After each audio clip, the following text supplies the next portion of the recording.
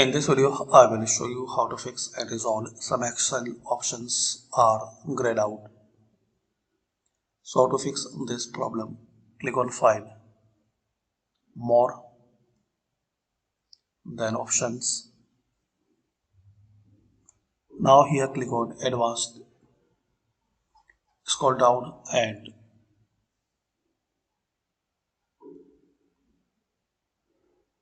here you have to find out this setting.